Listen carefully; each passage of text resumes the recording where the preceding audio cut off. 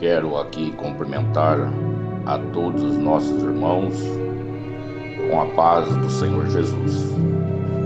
Quero aqui estar fazendo leitura de um texto sagrado que está em 1 Coríntios, capítulo 3, versículo 9, na esperança de que Deus, através da mesma, possa estar nos orientando, fortalecendo e nos enriquecendo da sua graça. Diz assim o versículo 9: pois nós somos cooperadores de Deus, vocês são lavoura de Deus, edifício de Deus. Conforme a graça de Deus que me foi concedida, eu, como sábio construtor, lancei o alicerce, e outro está construindo sobre ele. Contudo, veja cada um como constrói. Porque ninguém pode colocar outro alicerce, outra tradução diz fundamento, além do que já está posto, que é Jesus Cristo. Se alguém constrói sobre esses alicerces, usando ouro, prata, pedra preciosas, madeira, feno ou palha, sua obra mostrará, porque o dia a trará a luz, pois será revelada pelo fogo, que provará a qualidade da obra de cada um. Se o que alguém construiu permanecer, esse receberá recompensa. Se o que alguém construiu se queimar, esse sofrerá prejuízo. Contudo, será salvo como alguém que escapa através do fogo. Vocês não sabem que são o santuário de Deus e que o Espírito de Deus habita em vós? Se alguém destruir o santuário de Deus, Deus o destruirá, pois o santuário de Deus, que sois vós, é sagrado. Não se engane, nem algum de vocês pensa que é sábio segundo os padrões desta era. Deve tornar-se louco para que se torne sábio, porque a sabedoria deste mundo é loucura aos olhos de Deus. Pois está escrito: ele apoia o sábio na sua astúcia. E também o Senhor conhece os pensamentos do sábio, e sabe como são os fúteis.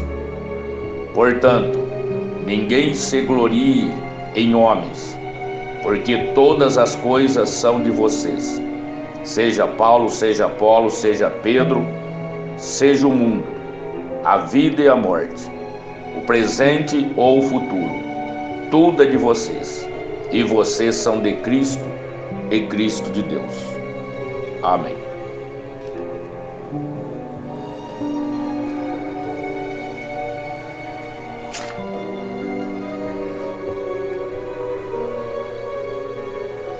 O texto que lemos, ficou bem claro que a igreja é o santuário da habitação de Deus. No versículo 9, Paulo passa aqui, ele transmite por meio de metáforas agrícolas, ele transporta para uma arquitetura arquitetônica. A igreja é um templo e o seu alvo é a qualidade desse templo, é a forma que ele é construído, com que ideais são construídos. Paulo usa aqui esses argumentos do edifício para descrever a igreja. A igreja é o templo de Deus, porque é a sociedade na qual o Espírito Santo ele habita no meio da sua igreja. Isso quando a igreja é consciente, voltada para Ele, cada pessoa salva é um templo da habitação de Deus. A igreja local, de igual forma, ela é templo de Deus. Lá no versículo 16 e 17. A igreja toda também é comparada ao templo de Deus, conforme Efésios 2, 19 a 22. Com esses textos bíblicos, com essas interpretações dessa maneira, podemos afirmar que Deus habita em cada crente salvo em Jesus Cristo. Deus habita nos crentes de uma igreja local, e Deus habita na igreja como somatório de todos os convertidos, de todos os lugares do mundo, onde tem um povo reunido, consciente, separado, santificado, que espera a grande manifestação de Deus, o soar da última trombeta de Deus, o grande alarido de Deus. E na edificação desta igreja como edifício de Deus, é preciso que todos estejam apercebidos da importância da qualidade dela. Seria hoje a nossa grande preocupação, a qualidade desse edifício. Nós que estamos edificando essa casa da morada de Deus, temos que nos conscientizar que nós somos julgados em nossos trabalhos. Um dia Deus julgará o nosso trabalho, como está no versículo 13. Deus está interessado em que nós construamos com qualidade, com dedicação, com amor, com zelo. Pelo menos isso é o que ele transmite através da sua palavra quando se refere à igreja. Porque para ele é particular,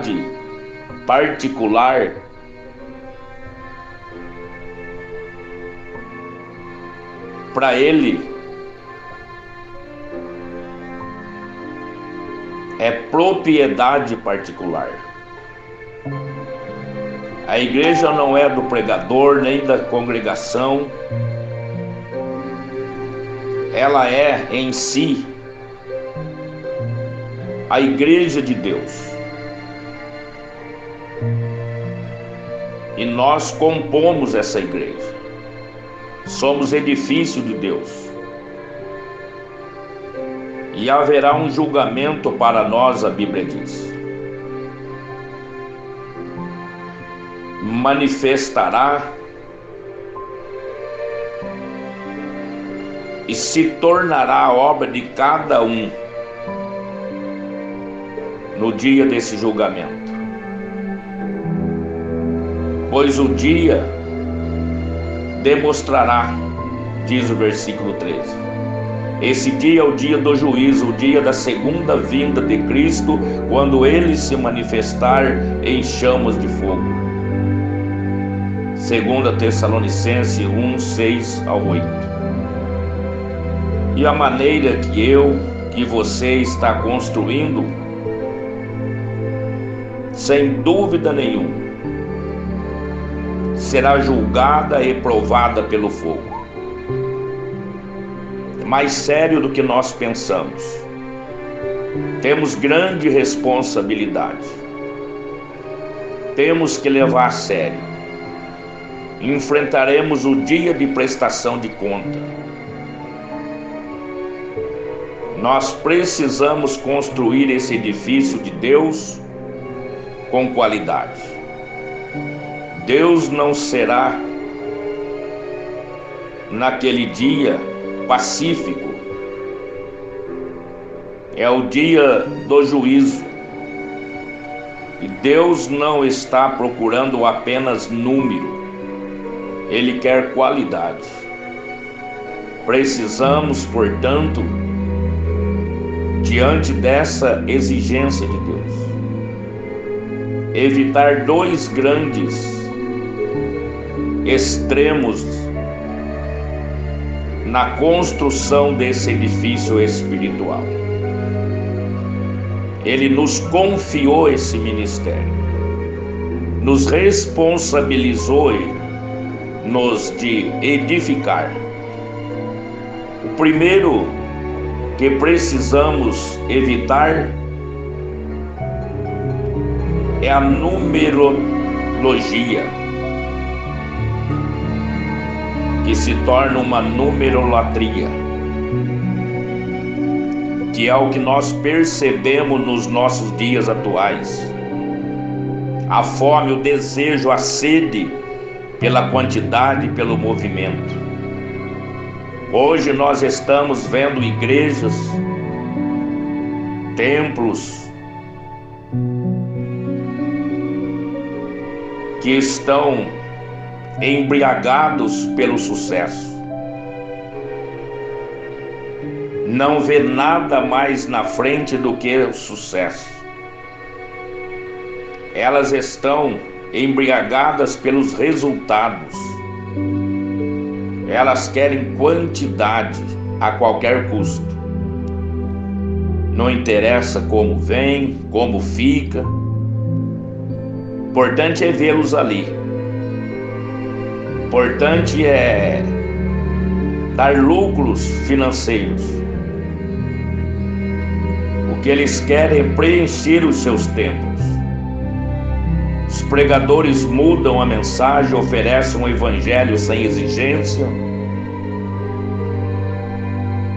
Que Deus quer simplesmente o coração. Não se preocupa com a diferença. Não se preocupa com a santidade. Não se preocupa com os valores e princípios das Escrituras. Defende algumas teses antibíblicas e dizem que são igrejas, e diz que espera a volta de Jesus, e diz ainda que estão preparados com todas as suas teologias da prosperidade, enquanto as vidas estão desconcertadas, longe das riquezas do Evangelho. Na verdade, essa riqueza é sonegada, porque tem Bíblia, lê Bíblia, conhece Bíblia, mas não prega Bíblia.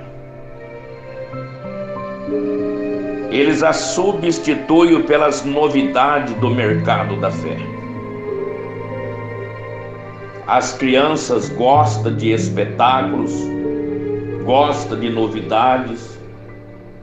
Elas não têm discernimento para identificar os perigos e os riscos das heresias, que entra cada vez mais disfarçadamente dentro das igrejas.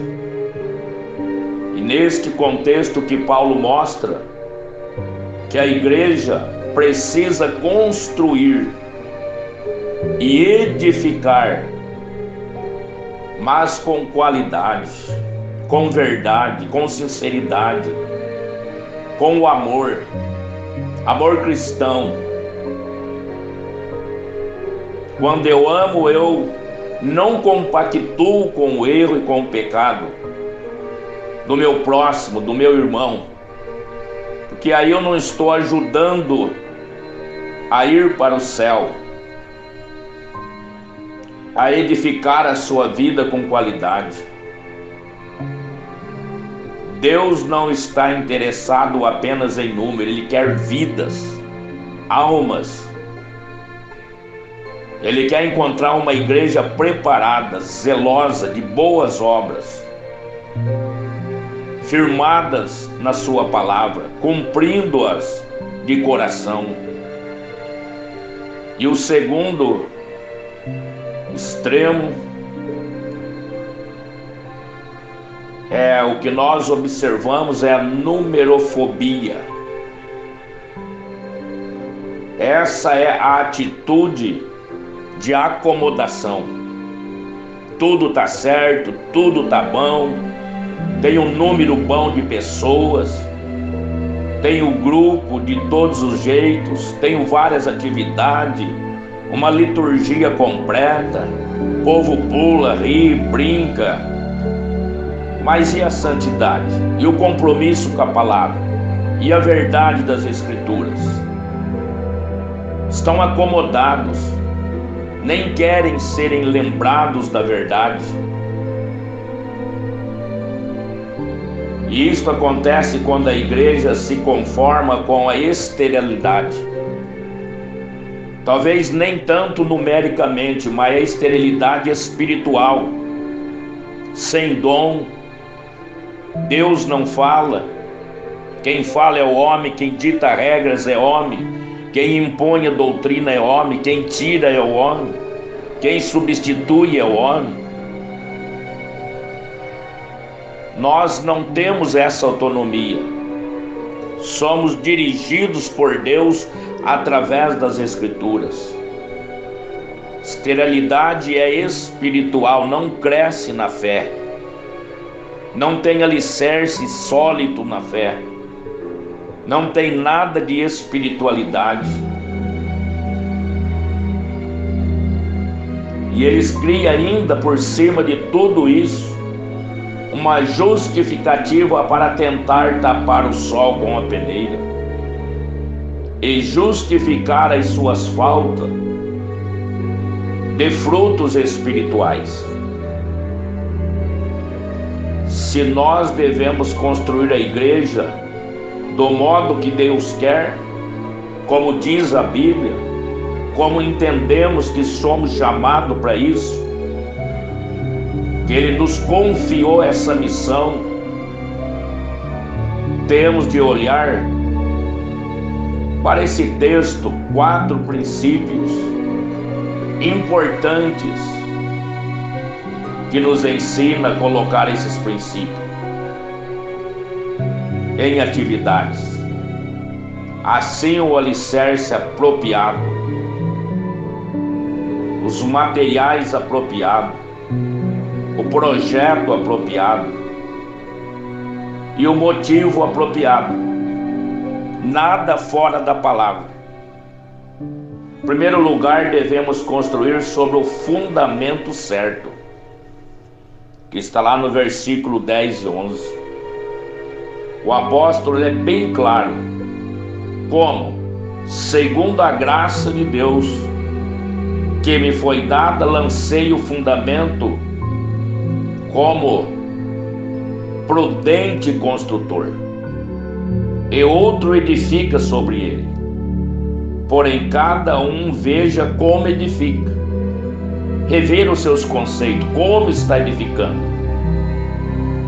Porque ninguém pode lançar outro fundamento, inventar algumas formas ou fórmula para substituir os fundamentos bíblicos. Não pode colocar outro além do que já foi posto, o qual é Jesus Cristo. O fundamento, o alicerce, a pedra fundamental da igreja não é o Papa, não é o pastor, não é o missionário, não é o evangelista, não é o diácono, nem é uma liderança local. Pastores, pregadores muda, passa e morre. Somente a igreja edificada em Jesus sobrevive. no tempo e no espaço. Morre uma geração, vem outra geração e dá continuidade à igreja que Jesus levantou, a que ele estabeleceu, a que os apóstolos deram ali continuidade, pagaram com as suas vidas, não amaram as suas vidas, mas entregaram na obra de Deus. E chegou nos nossos dias. Esse é o alicerce, que a igreja está fundamentada nas doutrinas dos apóstolos. Jesus Cristo, ele é o fundamento da igreja, conforme Isaías 28:16, também Atos 4:11, Efésios 2:20, 1 Pedro 2:6 e tantos outros textos que prova que Jesus é o fundamento da igreja. A igreja não poderia ser edificada sobre Pedro, nem sobre Paulo, porque tanto Pedro quanto Paulo morreram. Eles passaram, mas Cristo permanece vivo e vai continuar. Não podemos abandonar a mensagem da cruz, a mensagem de salvação, a mensagem redentora, a mensagem que transforma vidas, a mensagem que cura, a mensagem que regenera. Embora para alguns essa mensagem seja escândalos para os judeus e loucura para os gregos. Paulo diz: eu estou determinado a pregar só Jesus. E o fundamento da igreja é Jesus. Está no versículo 11. Paulo está dizendo que quando o crente deixa de edificar sobre o fundamento, ele começa a descer na fé, a naufragar na fé, a perder a direção, a arrumar atividades paralelas para preencher o tempo. Preenche tempo, mas corações vazios, vida vazias, sem Deus, sem a palavra, sem a verdade, sem vida. E isto seria uma loucura, construir uma casa sem o alicerce.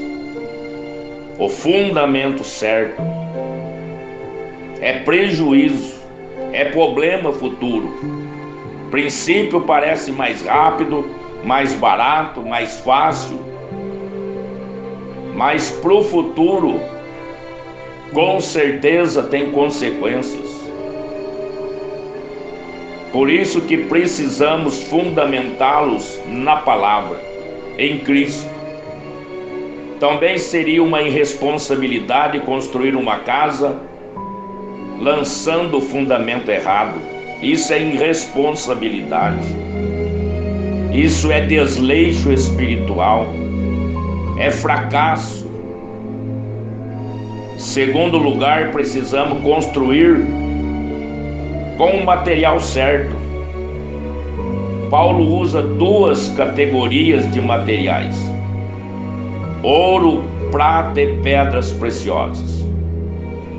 Pertence a uma categoria de material permanente, que é o que é a igreja: belo, valoroso e difícil de ser obtido. Mas é um material que usa para estar representando o que é a igreja. Que a igreja é permanente, desde o começo até o arrebatamento. Não temos como mudar a sua característica. Ninguém pode pôr outro fundamento além daquilo que já está posto. Nada substitui a verdade. Além de ser permanente, ela é bela. Tem nada mais glorioso do que a igreja. O mundo fala das suas maravilhas, mas quem teve um encontro real com Deus sabe que a maior maravilha, o mais belo desse mundo é a igreja de Jesus Cristo aqui na terra. E é valioso, tanto que nós lemos a Bíblia que diz que somos como a menina dos olhos de Deus.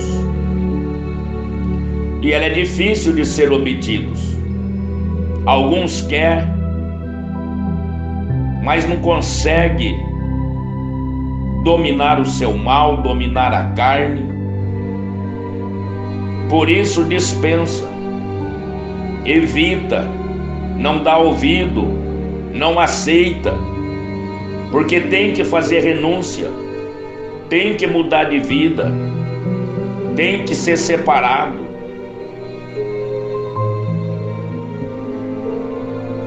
E depois Paulo cita outros 3 tipos de material: madeira, feno e palha. Esses pertencem a uma espécie de material temporário, barato e fácil de obter. E é o que representa todo esse material. Esse material não está falando de pessoas, mas de doutrinas, de verdades. Muitas pessoas estavam tentando construir a igreja com um evangelho misturado, místico, com as filosofias pagãs, tentando facilitar um evangelho secularizado, centrado no homem, homocêntrico. Para Paulo, esse tipo de pregação, para ele, na concepção dele, era madeira, palha, feno. Se tudo ia acabar, e os que foram iludidos iam se desviar, ia se decepcionar. Nessa mesma linha, nesse mesmo raciocínio, nesse pensamento,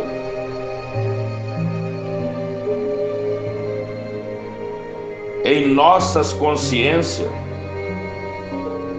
nós precisamos segurá-los com todo o nosso coração e ficar dentro do contexto que nós temos que construir com ouro, prata e pedras preciosas. Pode somente significar a verdade, a pureza do Evangelho,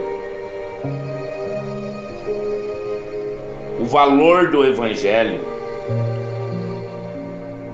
E madeira, palha e feno, os erros, o Evangelho mistificado que nós vemos nos dias de hoje.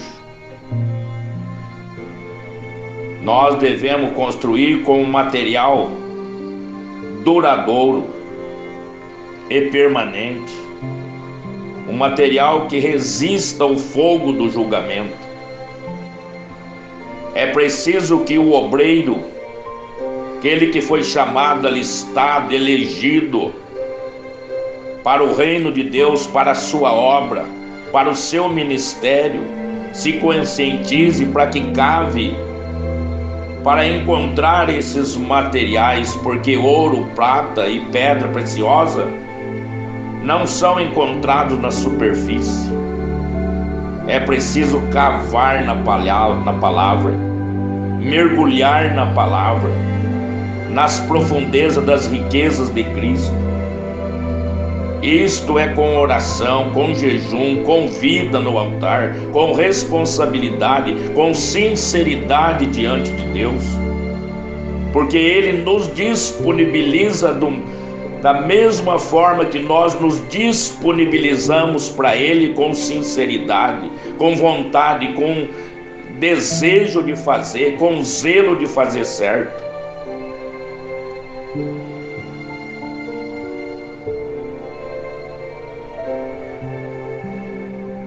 E nós devemos alimentar dessas finas iguarias Se o obreiro ficar sempre na superfície, sem jamais se aprofundar, ele vai acabar com certeza, sem sombra de dúvida, construindo com palha, com feno, com madeira.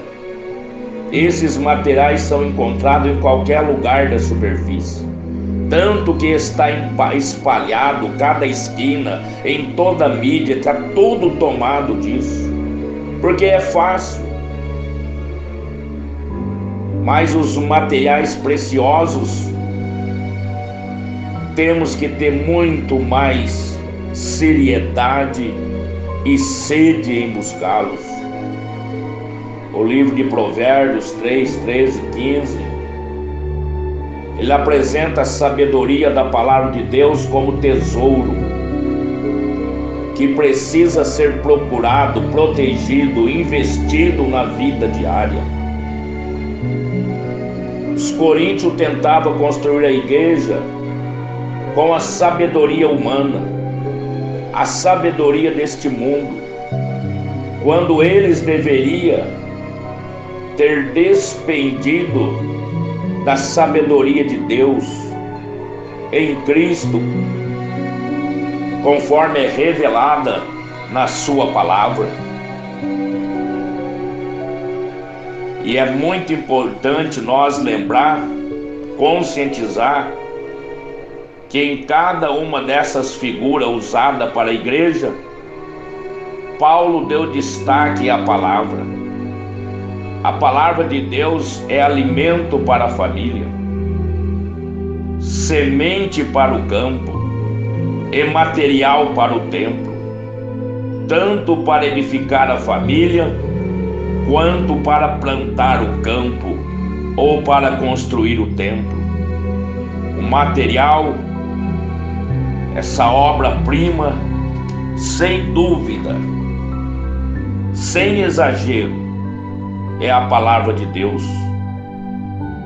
Pregadores, professores, obreiros, pastores, ministros, missionários, preguiçosos, vão ver uma grande fumaça no dia do julgamento. O material que eles usaram para edificar não resistiu o fogo, nem eles vão receber a recompensa. Deus nos adverte que nós destruímos o santuário usando material impróprio. Ele nos destruirá. Isto não é condenação eterna, mas é a perda da recompensa, conforme o versículo 15. No último dia, muitos ministérios vão se transformar em cinza. A igreja que Deus comprou com o seu próprio sangue, que é alicerçada na palavra, não pode ser destruída sem severa punição, conforme Levíticos 15, 31, Números 19 e 20. Em terceiro lugar, devemos construir de acordo com um plano correto, como versículo 18 a 20. Se quiser, se tiver amor, sinceridade de construir do jeito que Deus quer, sem colocar as nossas decisões ou opiniões, como fez Noé, quando Deus descreveu o modelo da arca, ele a fez exatamente como Deus pediu. Poderia ele, que era o construtor, dar algumas opiniões sobre o tamanho, a altura, a largura, os departamentos? Poderia ele questionar quanto à estética? Até sim, mas não era o caminho. Temos que construir como Deus mandou, como Deus ordenou, como Ele quer, para não sofrermos detrimento. Nós devemos construir de acordo com o plano correto. Paulo diz que há uma sabedoria do mundo que funciona no mundo, mas não na igreja. A sabedoria do mundo não funciona para a igreja. Podemos ter tantos graus superior, tantas outras formações, só vai servir para a intelectualidade material. É claro que não deixa de ter as suas utilidades, mas quanto à igreja, o que vai servir é a sabedoria divina, revelada na palavra. A do mundo não funciona na igreja que tem o nome de Jesus Cristo, porque a sabedoria de Deus é diferente da sabedoria do mundo. Aquilo que o mundo valoriza, o reino de Deus despreza. O que o reino de Deus despreza, o mundo valoriza. O reino de Deus está em posição invertida para esse mundo. E o reino de Deus tem os seus valores também invertidos. A igreja não é uma empresa secular. A igreja primitiva não tinha nenhum dos segredos de sucesso do mundo. Primeiro, eles não tinham ricas propriedades. Eles não tinham influência nos governos. Eles não tinham tesouro.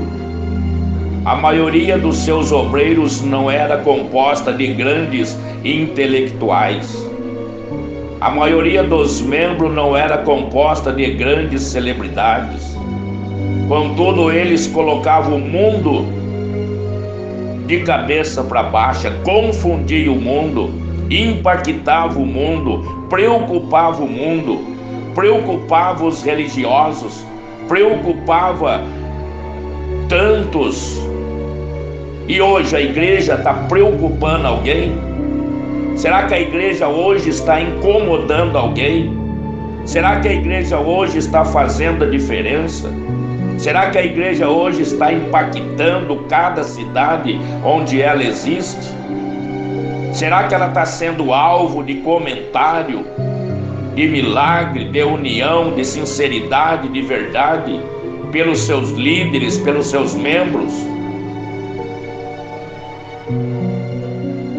O mundo depende de dinheiro, promoção, prestígio e pessoas de influência. Mas a igreja depende de oração, do poder do Espírito Santo, da humildade, do sacrifício, do serviço espiritual. O bem-aventurado no reino de Deus é o humilde de espírito e não os arrogantes. Bem-aventurado é o manso e não os bravos, que tenta dominar os outros pelas forças da crueldade. O bem-aventurado no reino de Deus é o que chora, e não o que faz os outros chorarem. O bem-aventurado no reino de Deus é o puro de coração, e não o conquistador. O maior no reino de Deus é o que serve, e não aquele que é colocado num pedestal para ser bajulados. Se nós estamos querendo construir a casa de Deus, devemos usar o plano certo, os meios certos, os caminhos certos. A igreja que imita o mundo pode ser sucesso no tempo, mas se cobrirá de cinzas na eternidade, porque sua obra não resistirá ao fogo, não resistirá às lutas. Para na primeira luta, na primeira barreira, na primeira dificuldade e murmura. Quarto lugar, devemos construir com a motivação certa, sem nos iludir e iludir outros, conforme está no versículo 21 ou 23. Se quisermos construir do jeito que Deus quer, sem desagradá-lo, com toda sinceridade, devemos construir com a motivação certa. Qual é a motivação certa? De trabalharmos na igreja e edificar o santuário de Deus. É a glória de Deus. Toda vez que eu estou buscando a glória de homem, eu estou querendo a glória do homem e colocando os homens no centro. Eu estou tirando a glória que é de Deus. Então a primeira motivação tem de ser a glória de Deus, a alegria de Deus, a vontade de Deus. Ela tem e precisa prevalecer. Essa é a motivação certa. Sem essa motivação não tem sucesso. E quanto a glória de Deus é a nossa motivação, não vai existir partidos, não vão existir disputas, não vai existir ninguém querendo ser mais importante que o outro dentro da igreja. Os crentes de Coríntio formavam partidos e comparavam homens, conforme está no capítulo 4, verso 6. Assim dividiam a igreja. Mas se ele estivesse buscando unicamente a glória de Deus, lutaria pela unidade da igreja, pela união, pela força, pela paz, pelo progresso, pelo avanço da igreja. Paulo enfatiza que a igreja, ela é herdeira de todas as coisas em Cristo. Paulo apela para a dignidade e o destino da igreja. Isso é a correta motivação para se fazer a obra de Deus. Se nós todos somos possuidores de todas as coisas em Cristo, como é que vamos entrar numa disputa de partidarismo dentro da igreja? Todas as coisas pertencem a todos os cristãos. Não é a igreja que é nós é que somos da igreja.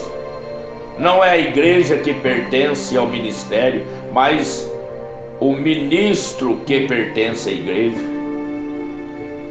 A igreja é riquíssima, ela é herdeira de Deus.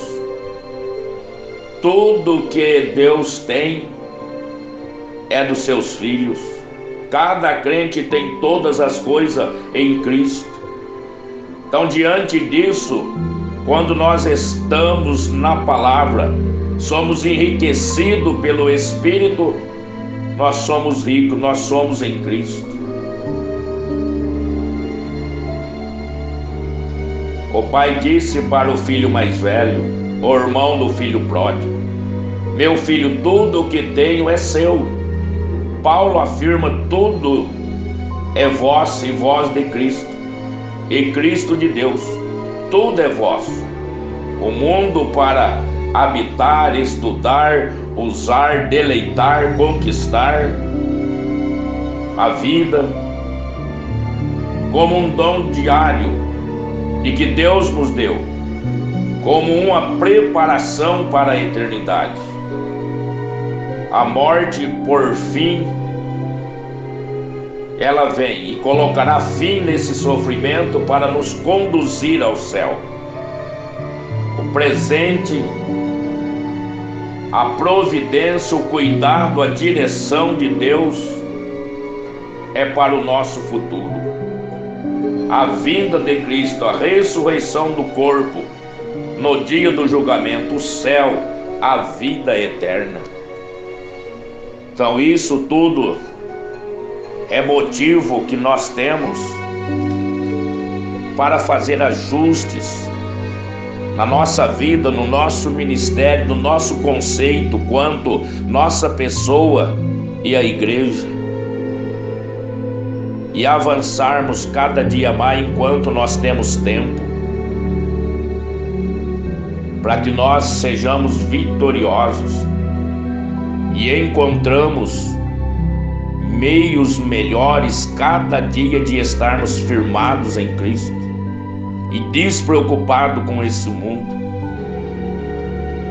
Que Deus, nosso Senhor Jesus, nos dê mais graça cada dia, mais entendimento, mais revelação da sua palavra, mais unção do seu Espírito para avançarmos e procurar fazer o melhor, o mais certo, para não sermos surpreendidos naquele grande dia, aonde teremos ali duas palavras que serão pronunciadas aos que procuraram edificar a igreja, edificar a vida, andar na santidade, fazer a vontade de Deus.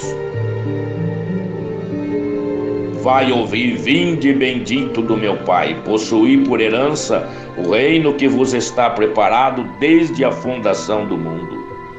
Mas para os que edificaram com palha, feno, coisas materiais fáceis, vão ser decepcionados, vão dizer: apartai-vos de mim, que eu não vos conheço.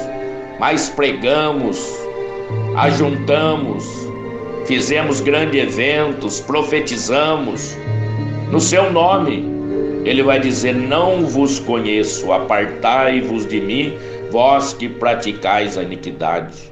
Então vale a pena colocar essas duas questões na balança e não ver hoje, o momento, o agora, mas olhar para o futuro, para o amanhã, para o dia do grande arrebatamento e o grande juízo final, aonde não teremos como escapar, para onde ir e nem desculpa para arrumar. Que Deus assim abençoe a todos os nossos irmãos, no nome do Senhor Jesus.